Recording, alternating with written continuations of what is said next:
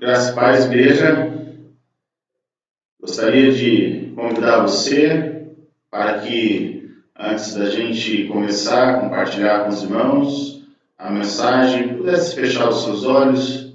Vamos ter esse tempo inicial de oração, colocando as nossas vidas nas mãos do nosso Deus, para que assim Ele possa trabalhar em nossos corações. Que a mensagem de hoje ela seja edificante, que ela nos fortaleça, que assim ela possa trazer aos nossos corações esperança, consciência da nossa responsabilidade cristã em face às necessidades que nós nos deparamos no nosso dia a dia. Em meio às lutas, às tribulações, às privações que temos enfrentado, mesmo assim o Senhor nos dá a oportunidade para que possamos estender as nossas mãos e assim auxiliarmos aqueles que carecem e necessitam de auxílio. Feche os seus olhos. Senhor, nosso querido e amado Deus, mais uma vez, Senhor, em oração, nós nos encontramos diante do Senhor, colocando as nossas vidas, reconhecendo a nossa fragilidade, a nossa total carência e dependência do Senhor, e clamamos ao Senhor pela tua ação, para que assim, ó Deus, possamos ser levados a cumprir a tua palavra. Que nessa noite, ó Pai, as Sagradas Escrituras possam nos tornar conscientes do amor que precisa ser manifesto através das nossas vidas, no atender das necessidades daqueles que estão carecendo de auxílio. Portanto, nós clamamos, ó Deus, pela ação do Teu Santo Espírito, que ilumine o nosso entendimento, sensibilize os nossos corações. Fala conosco, é assim que nós oramos, em nome de Jesus. Amém. Lucas capítulo 10, versos de 29 a 37. Este é o texto que teremos a oportunidade de compartilhar com os irmãos nesta noite. Eu quero pedir para que você abra a sua Bíblia, que você possa acompanhar esta mensagem na sua Bíblia e assim fazer as suas reflexões, as suas considerações também. Vamos seguir a leitura do texto. Mas ele, querendo justificar-se, perguntou a Jesus: quem é o meu próximo? Em resposta, disse Jesus: um homem descia de Jerusalém para Jericó quando caiu nas mãos de assaltantes. Estes lhe tiraram as roupas, espancaram-no e se foram, deixando-o quase morto. Aconteceu estar descendo pela mesma estrada um sacerdote. Quando o viu, passou pelo outro lado. E assim também um levita, quando chegou ao lugar e o viu, passou pelo outro lado.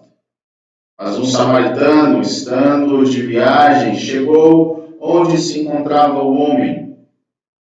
E quando viu, teve piedade dele. Aproximou-se, enfaixou-lhe as feridas, derramando nelas vinho e óleo. Depois colocou-o sobre o seu próprio animal, levou-o para uma hospedaria e cuidou dele.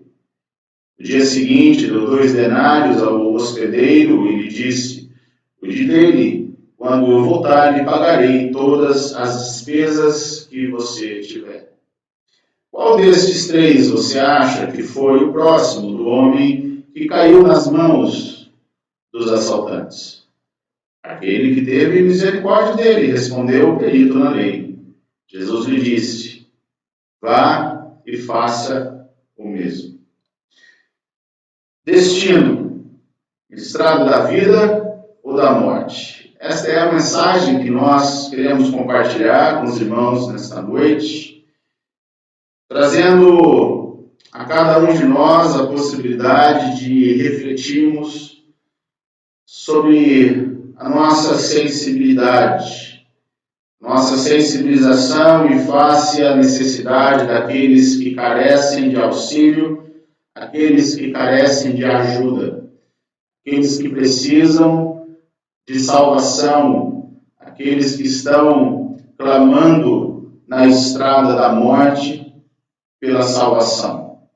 Nós temos diante de nós um texto onde nós encontramos Jesus Cristo rodeado ali por peritos, por mestres da lei, e nós temos neste texto um questionamento que é feito a Jesus sobre os pré-requisitos para se obter a salvação.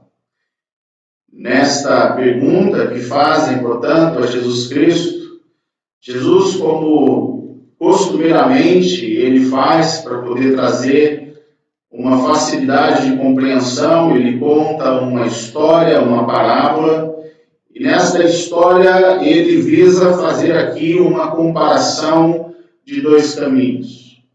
Há, portanto, um caminho que conduz ao sofrimento e à morte, e há outro caminho que leva, portanto, à vida.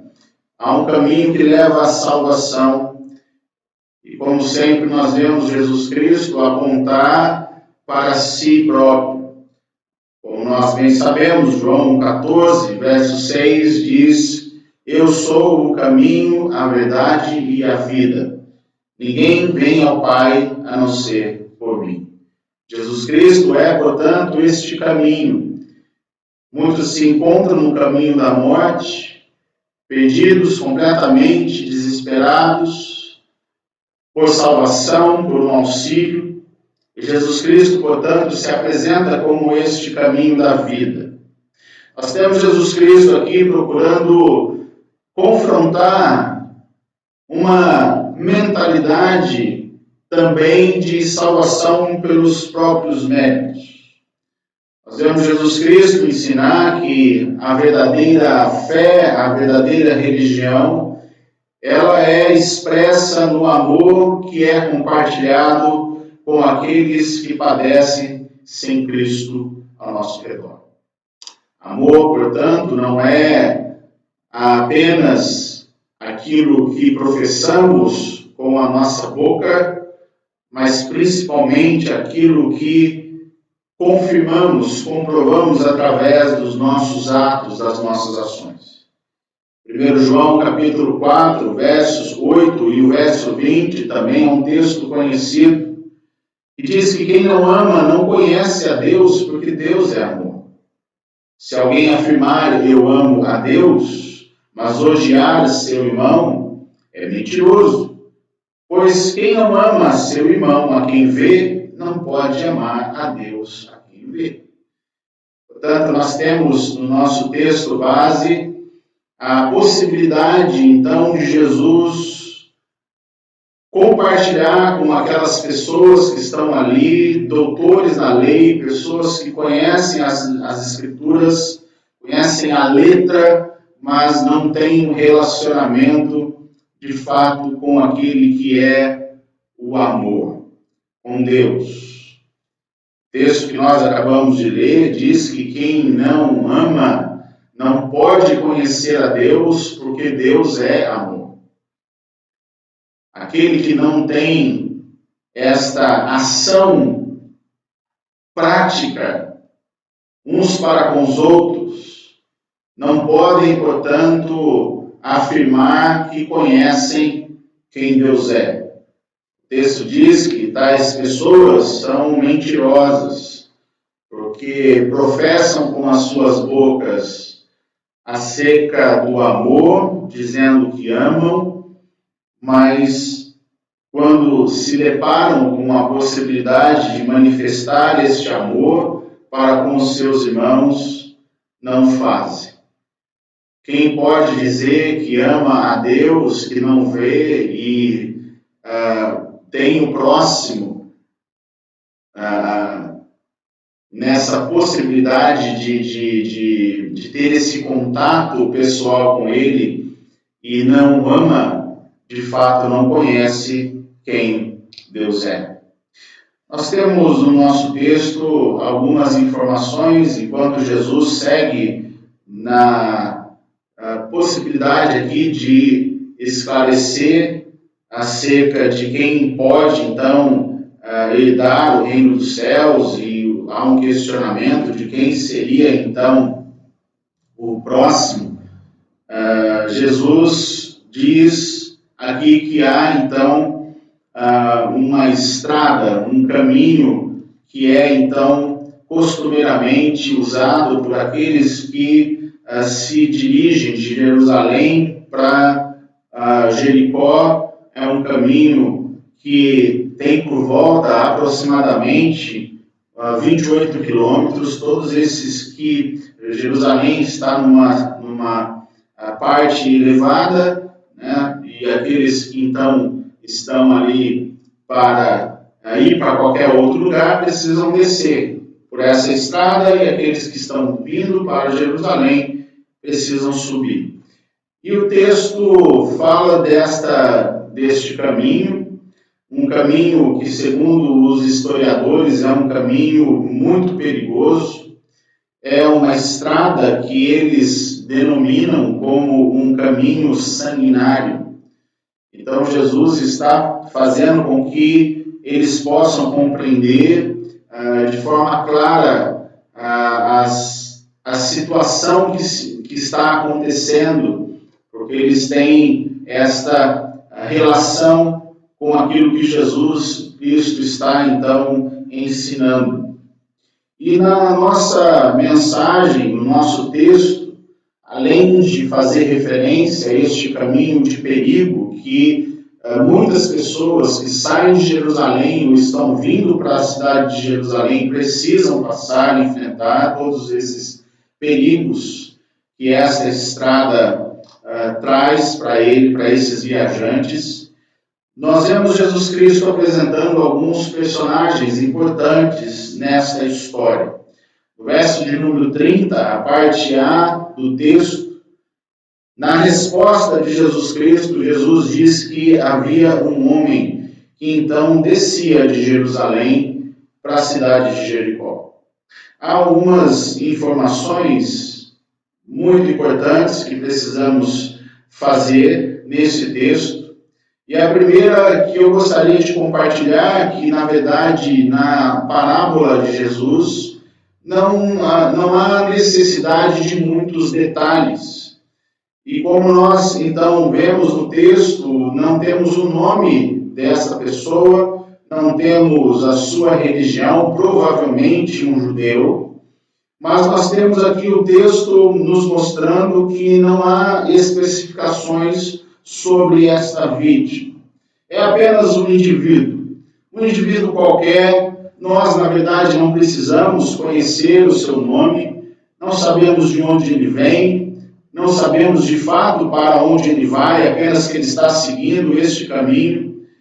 Qual que seria a sua posição social, a sua posição econômica, quais são as suas necessidades, os seus planos futuros. Certamente ele tinha na história de Jesus um objetivo, um propósito de se deslocar de Jerusalém ali neste caminho para Jericó. O texto nos mostra que é simplesmente um homem comum, como eu, como você, um homem que, como tantas outras pessoas, como tantas vítimas, se torna então ali uma vítima da crueldade humana. Ele está no lugar errado, na hora errada, e o texto nos diz que ele acaba caindo nas mãos de assaltantes. Eu não sei se você já passou por isso, se você já sofreu um roubo. Eu já passei por isso, uma certa vez, chegando do culto, numa quarta-feira, em casa, me deparei com a porta da nossa casa, assim que abrimos o portão eletrônico da nossa casa, e nos deparamos com a porta da casa arrombada. E ali então foi um momento de muita tensão. Eles estavam preparando tudo ali, já as coisas para poderem levar. Graças a Deus não nos mostraram armas, não nos fizeram reféns, mas nós nos sentimos violados, nós nos sentimos amedrontados naquela hora.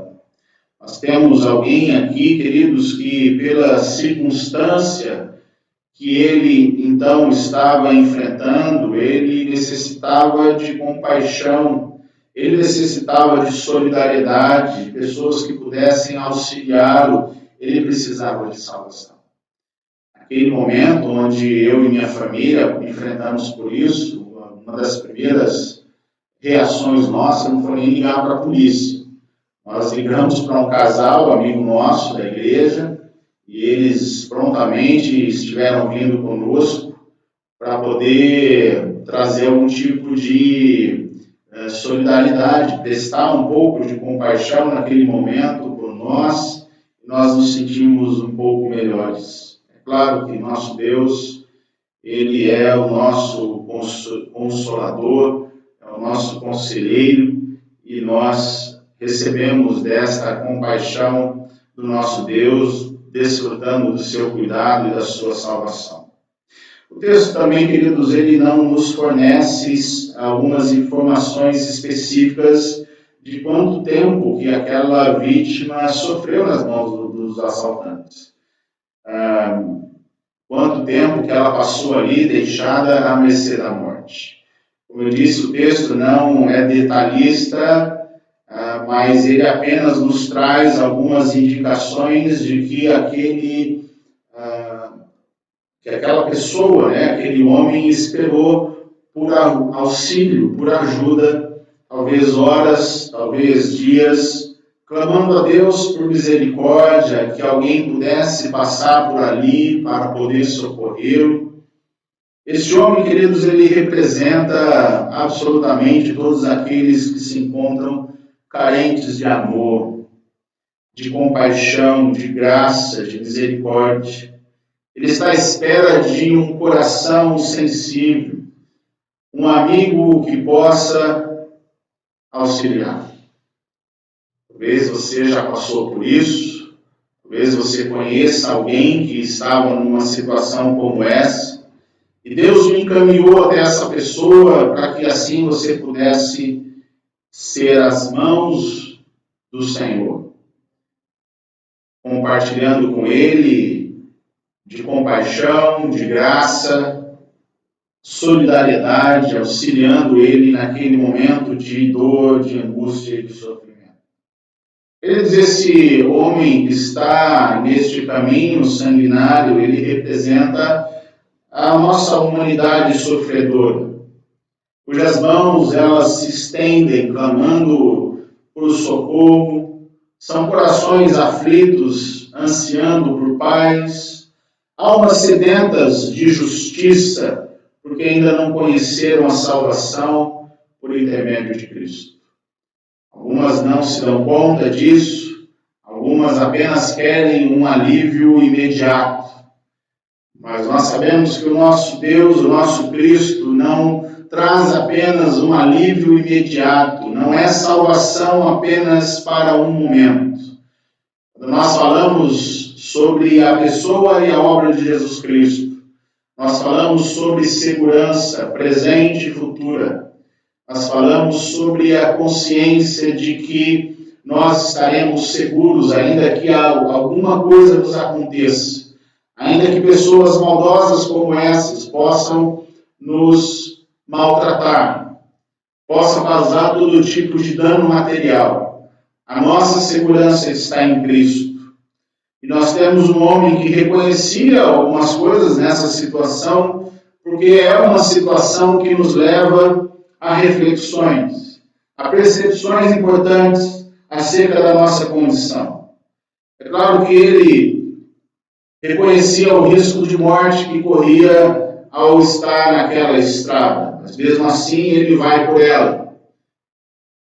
É um homem que reconhece a sua fragilidade diante do sofrimento, logo após ele ser humilhado, assaltado, espancado por aqueles assaltantes. E aqui nós percebemos que o sofrimento e a dor não escolhe vítimas, não escolhe classes sociais, não escolhe credo, não escolhe gênero. Absolutamente. Quando o sofrimento vem, ele vem sobre pessoas de classe social A, B, C, D. Vem sobre pessoas que têm um grau de escolaridade alto, têm um doutorado, mas o sofrimento vem sobre aqueles que não possuem qualquer tipo de conhecimento, qualquer tipo de instrução. O sofrimento, ele é implacável. Diante desta iminência, queridos, da morte, ele reconhecia que ele precisava de um salvador pessoal na sua vida. Nós temos, então, uma situação que leva tais pessoas a uma compreensão da sua estrutura frágil, de que precisam de alguém mais forte do que eles, alguém que possa trazer segurança, alguém que possa consolá-los, alguém que possa ministrar este bálsamo, este azeite, que traz o alívio das suas dores. E traçando, portanto, um paralelo com a nossa realidade, nós percebemos, queridos, quantas pessoas que nós conhecemos que andam por caminhos como esse, de Jerusalém para Jericó, um caminho sanguinário, mas mesmo sabendo dos riscos de vida que eles correm, mesmo assim eles decidem permanecer em tais caminhos. Talvez você conheça alguém assim, pode ser uma pessoa da sua família que está nessa situação, mesmo sabendo que é um caminho que pode levá-los à morte, conscientemente tais pessoas continuam a fazer este trajeto, a permanecer em tais caminhos de morte. Sofrimento causado por andarem em tais lugares de morte traz a essas pessoas a consciência da sua fragilidade e da sua dependência de Deus. São momentos como esses onde nós percebemos que a morte está passando perto de nós. E nós percebemos que a morte não é algo distante. É que nós podemos clamar a Deus, percebemos que precisamos de um Salvador pessoal em nossas vidas. É justamente nessa hora que essas pessoas se tornam mais sensíveis. São momentos onde nós temos a oportunidade de apresentar o Evangelho da graça, a pessoa e a obra de Jesus Cristo, como nosso único e suficiente Salvador. São vítimas, não da sociedade, mas são vítimas do pecado. Pessoas que estão perdidas, sem uma esperança, sem um destino certo para as suas vidas. E nós temos uma responsabilidade de compartilhar com eles o Evangelho. Ainda no verso 30, na parte B, nós temos o segundo grupo o segundo personagem, ou os personagens que são apresentados nesta parábola. O primeiro foi a vítima, o segundo são os ladrões. A parte B diz que quando ele caiu nas mãos de assaltantes, eles lhe tiraram as roupas, espancaram-no e se foram deixando quase morto. Queridos, este segundo grupo que percebemos aqui na parte B do texto, esses ladrões, eles representam para nós aqui, em geral, absolutamente tudo aquilo que nos tira a paz, que nos amedronta, que nos fragilizam, que nos humilham, que levam embora de nós a esperança e nos faz sofrer. Quem sabe não apenas por horas, por dias, mas quem sabe por anos. Nós percebemos aqui uma intensidade do sofrimento. E essa intensidade do sofrimento nos leva a compreender de fato que a nossa estrutura, ela não foi feita para suportar tais situações. Queridos, quantas vezes talvez você já passou por isso, dizendo a Deus que você já não iria aguentar mais tais sofrimentos. Diante de tudo aquilo que você está sofrendo, como eu disse, por dias, por horas, por anos. Quantas vezes você clamou a Deus por alívio, clamando alguém que possa trazer suporte, apoio, alguém que pudesse ajudar você. Como percebemos no texto, há aqui uma grande intensidade do sofrimento. São ladrões extremamente violentos. Eles não possuem nenhuma consideração para com a vida humana. Eles não estão preocupados se você está sofrendo, se aquilo que eles estão fazendo está gerando algum tipo de dor. Não apenas no corpo, mas uma dor na alma, nas suas emoções. Diz o texto que eles tiram a roupa da vítima. Há uma grande pressão psicológica. Há um grande desejo de simplesmente humilhar e envergonhar a vítima. Os ladrões desejam apenas expor essas pessoas a uma vergonha. Como eu disse, queridos, os resultados são resultados traumáticos. Um sofrimento para o resto da vida. E eles não estão preocupados com isso. Como eu disse, o sofrimento para muitas pessoas é implacável. Não escolhe as suas vítimas. Nós temos desses ladrões aqueles que espancam, aqueles que estão ali com a sua disposição de causar, além desse sofrimento psicológico, um sofrimento físico. Mas nós vemos também que eles têm este objetivo de se manifestar como aqueles que desejam ter o total controle, o controle absoluto, o poder e o prazer no sofrimento humano.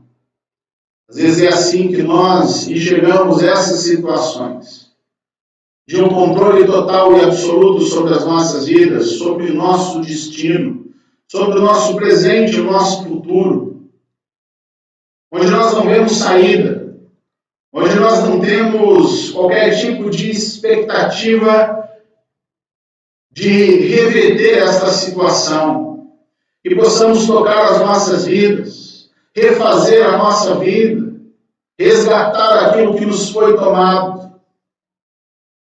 Como eu disse, queridos, esses ladrões, eles trazem a própria representação daquilo que o pecado faz na vida do homem, que é nos causar sofrimento emocional, psicológico, físico. Como nós vemos no Salmo, dizendo que enquanto o salmista calou o seu pecado, os seus olhos, os seus ossos se ressecaram. E é assim que o pecado faz nas nossas vidas. Nos traz dor, nos traz sofrimento. É o verdadeiro ladrão da nossa paz, da nossa alegria e da nossa vida. Queridos, o pecado na vida do homem sem Deus faz com que se perca de fato o senso de valor para com a vida humana. Arranca de nós qualquer tipo de sensibilidade, de sensibilização pela vida e pelo sofrimento dos outros. Há um olhar somente para dentro de nós, a busca das nossas vontades, da nossa satisfação, dos nossos desejos, aquilo que é importante para nós. Queridos, nós estamos vivendo um tempo extremamente difícil, onde essa situação de reclusão tem nos levado a olharmos apenas para os nossos próprios benefícios. Nos preocupamos apenas com as nossas coisas.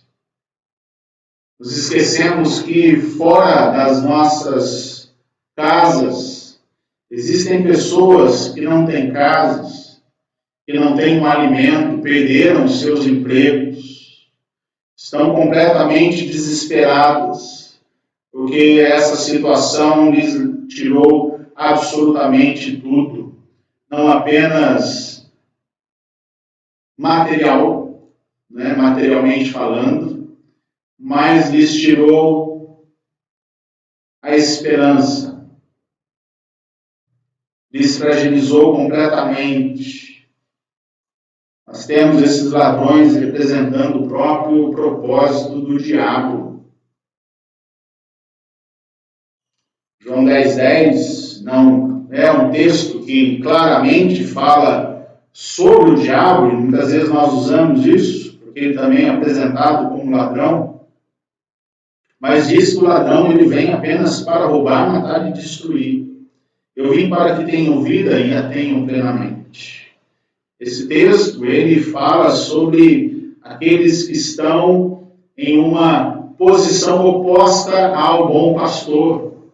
São os falsos líderes, são os falsos profetas, são esses falsos apóstolos, que eles só vêm para roubar, matar e destruir.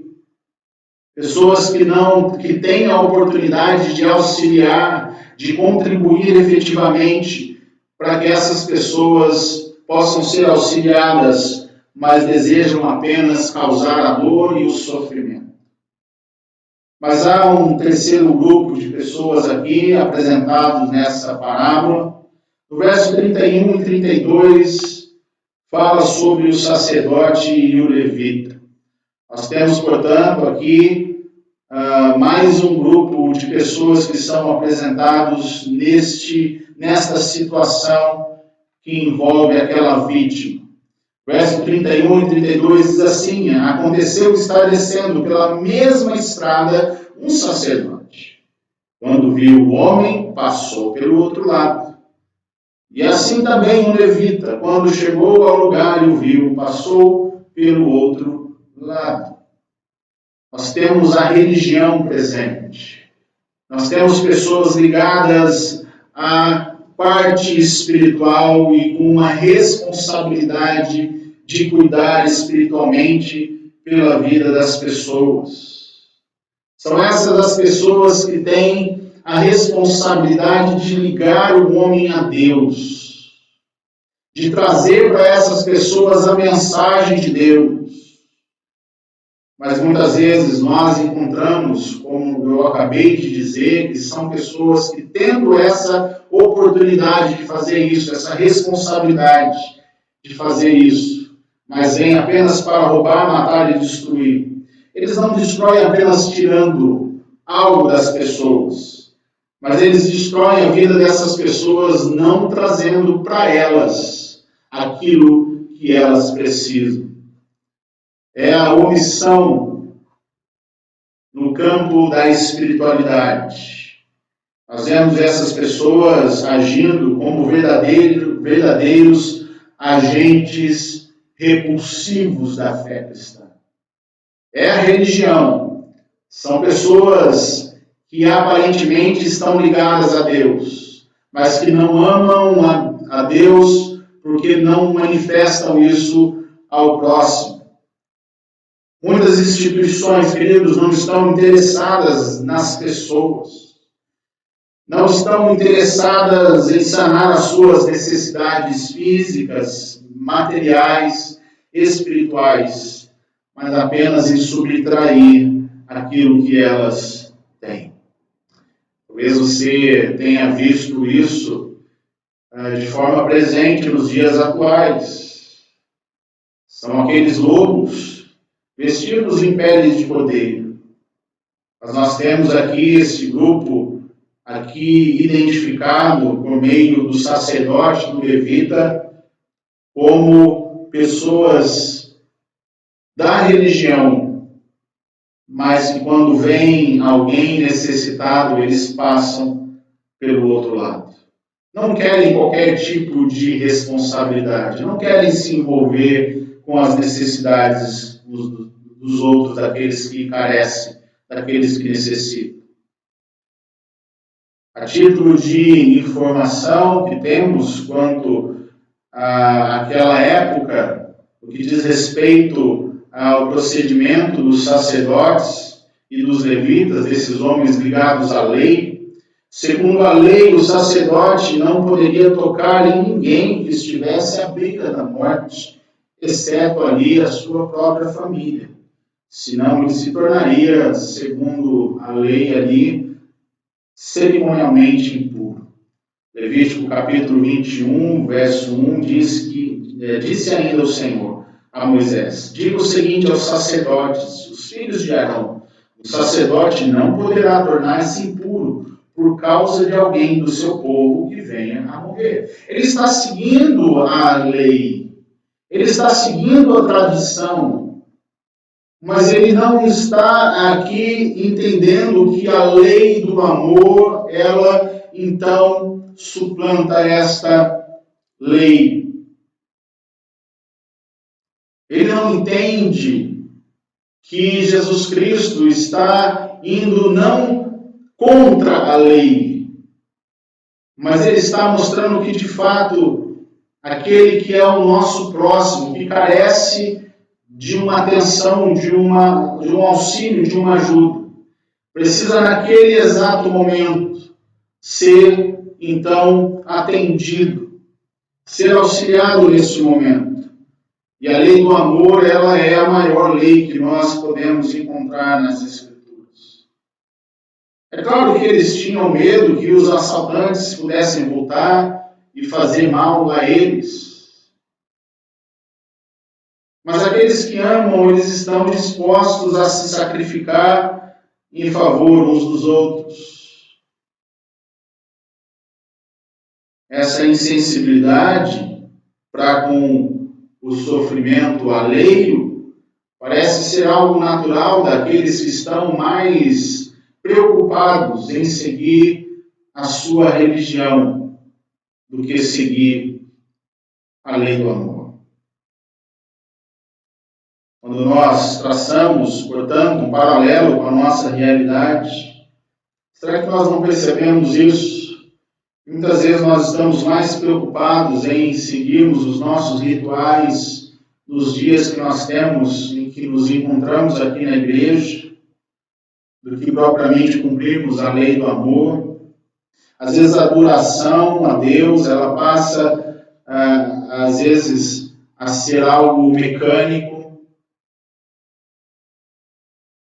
E, queridos, uma adoração a Deus, para ser verdadeira, ela deve se manifestar no amor ao próximo.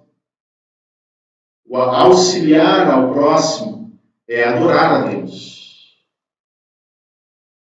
Às vezes, por nos preocuparmos mais com o nosso próprio bem-estar, muitas vezes nós nos tornamos insensíveis. Nós apenas olhamos para o nosso próprio umbigo, para o nosso próprio bem-estar e deixamos de olhar para as necessidades dos outros. E a tendência natural, muitas vezes, é a gente se desculpar. Meus queridos, desculpas não justificam a nossa negligência diante daqueles que sofrem. Como eu disse, nós temos uma grande responsabilidade cristã, moral, de atendermos as necessidades uns dos outros. Por fim, os versos 33 a 35 nos apresenta o quarto grupo que é apresentado aqui, dentro desses personagens que estão sendo aqui apresentados nessa parábola, que é o samaritano. O verso 33 começa com uma adversativa, é onde nós vamos perceber aqui o contraste de alguém inesperado, alguém que é rejeitado pelo povo judeu, mas que compreende muito bem a lei do amor. E E o verso 33 começa assim: mas um samaritano, estando de viagem, chegou onde se encontrava o homem, quando viu, teve piedade dele. Aproximou-se, enfaixou-lhe as feridas, derramando nelas vinho e óleo. Olha a preocupação, o cuidado. Depois colocou-o sobre o seu próprio animal, levou-o para uma hospedaria e cuidou dele. No dia seguinte, deu 2 denários ao hospedeiro e disse: cuide dele, e quando eu voltar, lhe pagarei todas as despesas que você tiver. Portanto, nós temos nesses 3 versículos a apresentação de alguém que, ainda que sofra a rejeição dos outros, é aquele que está consciente da sua responsabilidade em face a alguém que clama por auxílio. Esta é a representação de alguém que, sendo rejeitado, humilhado, maltratado, caluniado pelos outros, como eu disse, ele está aqui praticando esta lei moral e espiritual. Esta é a lei do amor. Essa é a representação que nós temos também, queridos, da própria pessoa de Cristo. Aquele que foi rejeitado, humilhado pelos outros, né? Mesmo assim, é aquele que se compadeceu daqueles que sofriam. Nós temos nas Escrituras dizendo que quando Jesus olhava para as pessoas, para a multidão, ele as olhava com compaixão, como ovelhas que não tinham um pastor. Jesus é aquele que é sensível àqueles que estão à beira da estrada da morte. E ele é aquele que se, então, apresenta como o Salvador, como aquele que se importa conosco. Jesus é o nosso resgatador, é aquele que pagou o preço do nosso resgate. É aquele que cuidou das nossas feridas, pelas suas pisaduras, pelas suas feridas, nós fomos curados. O texto nos mostra de forma clara e prática como que esta lei do amor foi então cumprida por este samaritano. Como eu já disse, ele demonstrou compaixão por um estranho. Ele investiu do seu tempo no cuidado do necessitado. Ele renunciou à sua comunidade, da sua comodidade em benefício do necessitado. Colocou, então, ele no seu animal. Ele investiu os seus recursos financeiros para o cuidado daquele homem. E, por fim, eu destaco que ele se preocupou com a restauração completa do necessitado. Nós temos, portanto, queridos, a oportunidade de avaliarmos em qual desses grupos nós nos encontramos. Como que nós temos percebido a nossa situação atual? Como que temos olhado para os necessitados? Ou se nós somos os necessitados, se nós nos encontramos como a vítima? Ou se, quem sabe, nós nos encontramos como os ladrões que, ao invés de promover compaixão e graça, nós somos aqueles que acabam trazendo algum tipo de dor e de sofrimento para as pessoas? Ou será que nós nos comparamos aos religiosos, aos sacerdotes, aos levitas?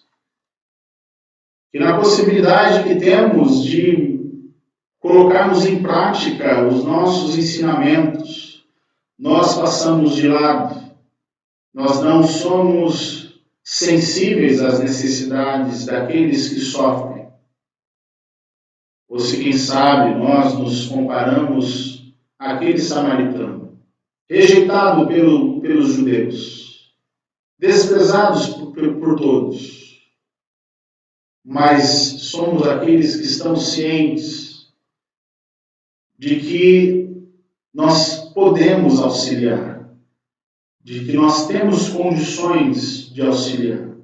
Temos as nossas responsabilidades, temos os nossos projetos de vida, mas quando nós nos encontramos com alguém que padece na estrada da morte, ele se torna a nossa prioridade.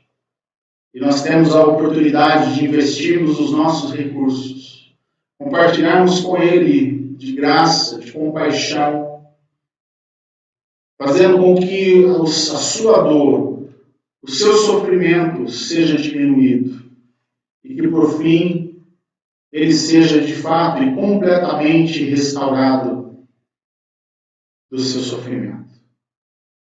Que o Senhor abençoe as nossas vidas e nos torne cientes desta nossa responsabilidade na situação que temos vivido atualmente.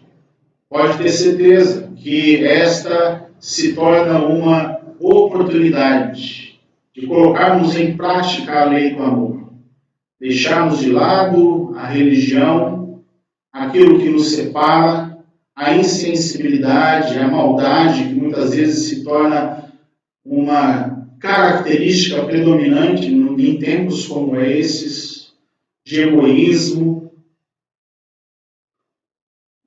para que possamos voltar, então, à necessidade do nosso próximo. Quem é o seu próximo? O seu próximo é aquele que está próximo a você e sofre. São aqueles que às vezes você desconsidera no seu dia a dia. Não são apenas aqueles que se encontram no seu laço de amizade, mas o seu próximo talvez são aquelas pessoas que você não tem tanta afinidade assim, mas que sofrem e que precisam de alguém para aliviar as suas dores. O mundo sofre, o mundo clama por auxílio e por salvação. Eu e você somos os braços de Cristo, a possibilidade de auxílio para essas pessoas. Que o Senhor nos ajude para que possamos manifestar o amor com essas pessoas que estão neste caminho sanguinário,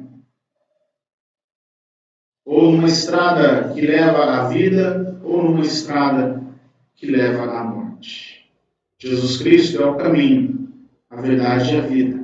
Aqueles que não reconhecem Jesus Cristo têm o seu destino marcado como uma separação eterna de Deus. Vamos orar por essas pessoas e nos colocarmos à disposição de Deus para que o Evangelho chegue até essas pessoas e o auxílio possa ajudá-los a entender que há alguém que se importa com eles. Deus, bendito seja o Senhor pela Tua palavra ministrada aos nossos corações. Bendito seja o Senhor que fala conosco e nos exorta quanto às a nossa postura, muitas vezes insensível, a nossa insensibilidade, o nosso egoísmo. Bendito seja o Senhor que nos traz de volta a compreensão de que um dia fomos auxiliados pelo Senhor. Fomos assistidos em nossas necessidades. Fomos amados pelo Senhor. E o Senhor se sacrificou por nós. E nós agradecemos ao Senhor por isso. E que esta gratidão possa se expressar no amor que precisamos ter e dispensar uns aos outros. Ajuda-nos a compartilhar deste amor com aqueles que carecem, aqueles que estão num caminho de dor e sofrimento. para que eles se sintam amados e com esperança de uma salvação.